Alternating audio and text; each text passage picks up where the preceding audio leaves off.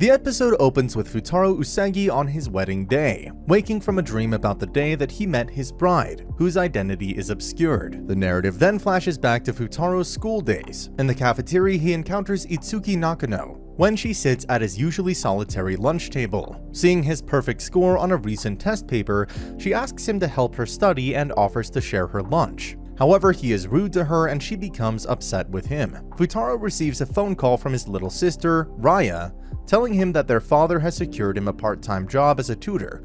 As he soon realizes, Itsuki. He tries to seek her out to apologize for earlier but ends up meeting her 4 quintuplet sisters, Ichika, Yotsuba, Miku, and Nino, without realizing their biological identity. He goes to the Nakano apartment and tells Itsuki he is her tutor, before finding out to his shock that the 5 are actually identical quintuplets, all of whom he has been hired to tutor. He tries to hold their first study session, but only Yotsuba is responsive. Nino puts sleeping pills into Futarou's water and sends him home in a taxi. Itsuki accompanies him and she greets her brother's arrival. She ends up eating dinner with the Itsuki family, discovering their financial struggles, and accepts Ria's invitation to return. At their next tutoring session, Fuutarou, in response to how hostile the quintuplets are to the idea of having him as a tutor, challenges them to take a test, assuring them that if they pass, he will never speak to them again. They all fail, achieving only 100 between the 5 of them. The next day, he asks them a history question that none of them can answer, until he notices that Miku answered that question correctly on her test. He tries to ask her about it, but they are interrupted by Yotsuba and Ichika, who embarrass Miku by talking about crushes and conclude that she is in love. Fuutarou finds a note from Miku inviting him to the roof, and upon arriving, he briefly misinterprets her admission about the earlier question as being a love confession. He discovers her interest in history, specifically Japanese warlords, and she tries to catch him out with an obscure reference, even going so far as to disguise herself as Yotsuba when running from him. Fuutarou presents her with her favorite soda and a peace offering. Upon revealing to Miku that her test score was the highest out of the 5, he also realizes that each of them got different questions correctly. He uses this as encouragement, refusing to give up on a despondent Miku. Miku then joins Fuutarou and Yotsuba in the library for a study session. Fuutarou arrives at the quintuplets' next tutoring session, but as they are about to study, Nino appears and sends away Yotsuba, Ichika, and Itsuki, much to the annoyance of both Fuutarou and Miku. Nino challenges Miku to a cooking competition on the condition that they will stop studying if Nino wins. Nino's dish turns out much better looking than Miko's, but Fuutarou still judges the contest to be a draw, endearing him further to Miku. Fuutarou leaves, but quickly realizes that he has left his flashcards, so he is allowed back into the apartment by Miku. However, he encounters a towel-clad Nino who mistakes him for Miku without her contact lenses. She vents her anger at Fuutarou for disrupting their sisterly unity and unsettles a pile of books on a high shelf. Fuutarou rushes to protect her from the falling books, but is then caught in a compromising position by Itsuki, who takes a picture of them. The other sisters return home and convene a court-like meeting to decide if Fuutarou should continue as their tutor after the incident. Miku helps Fuutarou protest his innocence, and after examining Itsuki's photograph further, so do Ichika and Itsuki. Nino remains unimpressed but leaves, upset at a comment from Ichika. She locks herself out, but too stubborn to ask the others to be let back in, ends up talking to Fuutarou, denying his accurate observations about her defensiveness towards her sisters. She declares that she won't accept him, regardless of her sister's protestations. Fuutarou is studying at home when Itsuki arrives to give him his tutoring pay. Fuutarou tries to refuse it because he has not succeeded in making all of them study. However, his sister Rina persuades them both to take her out for a trip to the arcade, where they had fun and take pictures in a photo booth. As the sun starts to set, they run into the other 4 quintuplets, who are all wearing yukata for the upcoming festival. Yotsuba invites Reina to come see the fireworks with them, which Fuutarou agrees to, with the condition that they first finish their schoolwork. Later at the festival, Ichika flirts with Fuutarou, but then takes a secretive phone call, while Yotsuba muses that Reina would be her little sister if she were to marry Fuutarou one day. Miku explains to Fuutarou that watching the fireworks together is a special quintuplet tradition, as it reminds them of their deceased mother. Nino guides Fuutarou to a rooftop she had rented to watch the fireworks, but when the other girls fail to arrive, she reluctantly sends him to find them. He finds Ichika first, but is sent away by a mustached stranger. Bemused, Fuutarou next encounters Miku, who has injured her foot. They are mistaken for a couple by two men taking a survey, and Fuutarou unknowingly upsets Miku by denying that they are even friends. Spotting Itsuki, Fuutarou runs to catch up with her, but is quickly dragged into an alley by Ichika, where she kabedons him and asks him not to tell the others about their earlier encounter. In the alley, Ichika explains to Fuutarou that she got a call from work and will not be able to watch the fireworks with her sisters this year. She sees the mustached man from earlier and embraces Fuutarou so as to hide behind him. Fuutarou again dismisses the notion that he is friends with the quintuplets, which Ichika tells him is hurtful. Fuutarou feels guilty about Miko's earlier reaction, realizing that he hurt her feelings. Meanwhile, the man searching for Ichika accosts Miku, mistaking her for her sister. Fuutarou stops him and declares defensively that he is the quintuplet's partner, stunning both Ichika and Miku. The man turns out to be Ichika's agent, calling her a talented young actress, revealing her secret job. Fuutarou tries to persuade Ichika to stay, but she has an important audition and insists on going. Instead, he helps her run lines, ironically reading the part of a professor to her thankful student.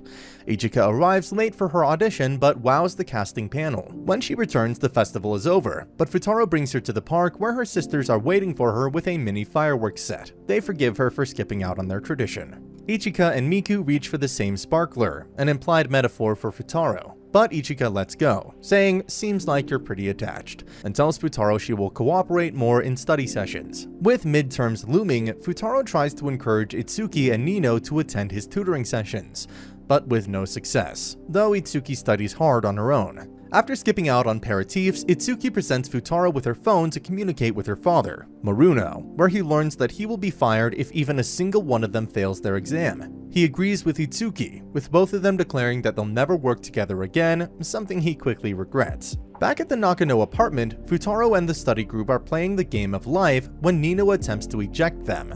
Ichika pretends that Fuutarou had promised to stay overnight to ensure that he stays. While Fuutarou takes a bath, Nino pretends to be Itsuki and learns that he will be fired if any of them fails, much to her glee. When they return to studying, Miku asks what kind of girl Fuutarou likes, which he reveals in the style of a top 3 countdown. He intersects the girls in studying when he tells them he will reveal each step of the top 3 with each page they complete.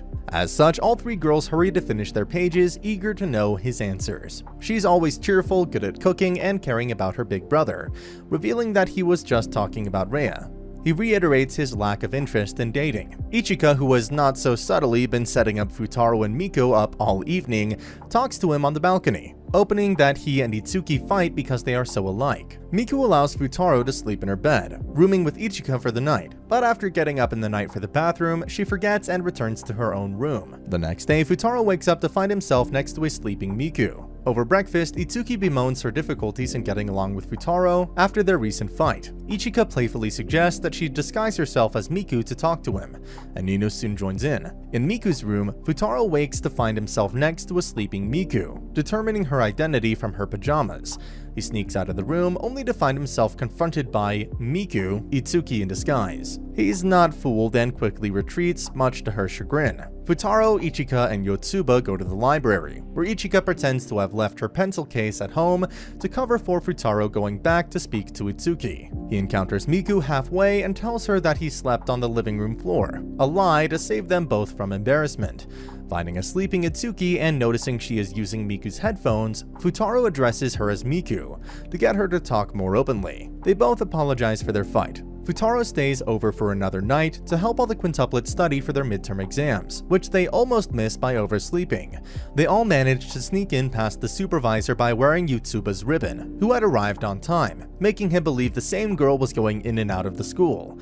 On their midterms, each quintuplet passes 1 subject out of 5, and Fuutarou prepares to be fired as their tutor. However, much to everyone's surprise, Nino takes the phone and explains to their father that they all managed to approve at least 1 subject under Futarou's guidance, which is proof enough for him to keep Fuutarou as a tutor. With all of the quintuplets finally prepared to accept his tutoring, Fuutarou offers to take them for a celebratory parfait. Fuutarou tries to urge Nino and Itsuki to stay at home to study, but a ruse he set up with Yotsuba is discovered and both Nino and Itsuki angrily leave. Therefore, only Fuutarou and Yotsuba stay home, where Yotsuba subtly tells Fuutarou that she likes him. In the library, Ichika uses the handset photo, which contains the fact that she has given Fuutarou a lap pillow, to demand he get all the quintuplets' contact information. However, Fuutarou forgets to take his student handbook due to his curiosity and concern about Yotsuba's sudden leave, which is to decline the invitation of the school women's basketball team. To retrieve his student handbook back, Fuutarou goes to Nino's room, where Nino happens to see a photo of a blonde, tough-looking guy who, unbeknownst to her, is actually Fuutarou 5 years prior. When asked about it, Fuutarou lies to her and tells her the picture is of a relative of his. Nino also reminds the quintuplets of their childhood life and takes out the photos of their childhood. Multiple pictures show all the 5 quintuplets looking exactly like each other, and they reminisce about how much they have changed since. As it turns out, one of the quintuplets encountered Fuutarou on that primary school study tour in Kyoto 5 years prior, and is present in the other half of the folded picture in Futarou's handbook.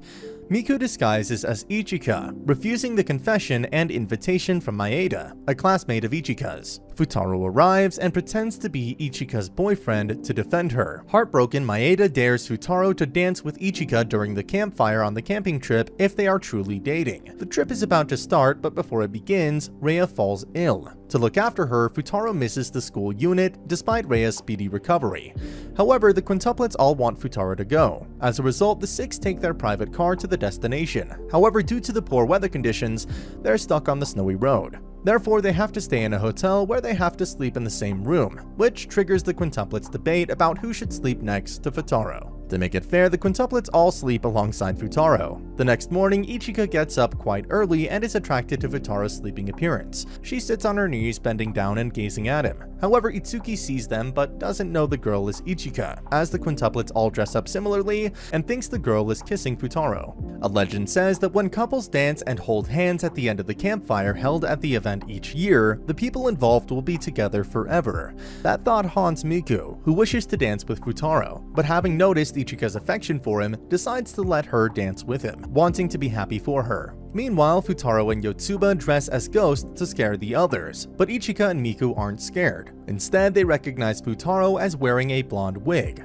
Later, they privately discuss what each thinks of Fuutarou. Meanwhile, Nino and Itsuki get scared, prompting them to run in the wrong direction, getting lost in the forest. Worrying for them, Fuutarou finds Nino near a cliff, saving her before falling. But Nino mistakes Fuutarou as the boy in the picture she saw in Futarou's handbook because of the blonde wig. Playing along, Fuutarou addresses himself as Kintar, Futarou's relative, and seeing Nino scared, he gives her a lucky amulet given to him by Reina. Seeing a small bruise on his head, Nino gives Kintar a patterned band-aid. Nino, smitten by Kintar, invites him to dance by the campfire. Later, Fuutarou helps Ichika and Yotsuba carry logs from a warehouse for the campfire, but both he and Ichika are locked in purposefully by Yotsuba. Unable to escape, Ichika explains to him that she is supposed to dance with him as per Maeda's dare, and Fuutarou remembers that he also has to dance with Nino. He tries to call off his dance with Ichika, telling her to settle things on her own with Maeda. However, Ichika sheds tears, as she genuinely wanted to dance with Fuutarou. As Fuutarou and Ichika are stuck in the warehouse, Fuutarou lights a fire with some nearby wood to keep them warm. Ichika expresses to Fuutarou her desire to take a break from school and pursue her acting career, and Fuutarou congratulates her for having ambitions and the possibility to do things she likes. Seeing their small campfire, Ichika invites Fuutarou to dance by themselves, which Fuutarou agrees to. However, he explains the legend to Ichika, who now understands why the campfire was so important to Miku. While dealing with her guilt, she accidentally causes a large log to collapse and Fuutarou saves her. However, the log activates the anti-burglar alarm, and the fire also activates the overhead sprinkler system, completely soaking them. Miku and Itsuki arrive and demand an explanation from them, but they're reluctant to believe them. Having cooled off from the incident, they go skiing. Ichika catches a cold but sneaks out to attempt to make sure that Fuutarou didn't tell anyone about the incident. However, Fuutarou can't ski and crashes into a tree, knocking off the band-aid Nino put on him the night before. Nino sees it and tries to catch the person she thinks is Kintar. Fuutarou flees from her, hiding in a small igloo where he finds a distraught Miku. The two, unable to escape due to Nino's presence, talk for a while as Miku realizes how sensible Fuutarou is at understanding her and her siblings. As he leaves, she communicates with Ichika, telling her that there is something they must talk about. Through the phone, Miku reveals to Ichika that she finally wants to gain independence from her feelings and tells her that they should both hold Futarou's hands during the campfire. Ichika, who has actually been Itsuki this whole time, posing as Ichika, is stunned by Miku's words. Fuutarou and the girls have not seen Itsuki in a while and decide to go look for her. Ichika takes Fuutarou to a ropeway, where she reveals that she is actually Itsuki, having disguised herself under a face mask. However, Futarou's fever makes him collapse. Itsuki takes him to the counselors, who confine him to his dorm to rest. Before going to his room though, Fuutarou rejects Nino by claiming Quintar told him that something came up and he could not dance with Nino. As a consequence, Nino attends the campfire by herself. Meanwhile, Miku confesses her feelings for Fuutarou and Ichika, telling her that she is done holding back for her sister's sake and wants to win his affection. Ichika understands and they embrace. Yotsuba and Itsuki find Futarou's camping guide, in which he has written lots of stories to take home to Rhea. They realize that despite being sick, Fuutarou has actually enjoyed the trip and wish for it to end in such misery for him. As such, Itsuki sneaks into the ward to look after him. Much to her surprise, all the other girls were also hiding in the ward, as they were all worried about him. They approach him as the countdown for the end of the campfire event begins outside. Several years later, it is Futarou's wedding ceremony. Fuutarou has forgotten the wedding ring at home, so Fuutarou calls Rhea to help him. Rhea retrieves the ring for him and finds that he still wears the lucky amulet she gave him 5 years ago. As it turns out, all 5 girls had held hands with him in bed as the campfire ended all those years back.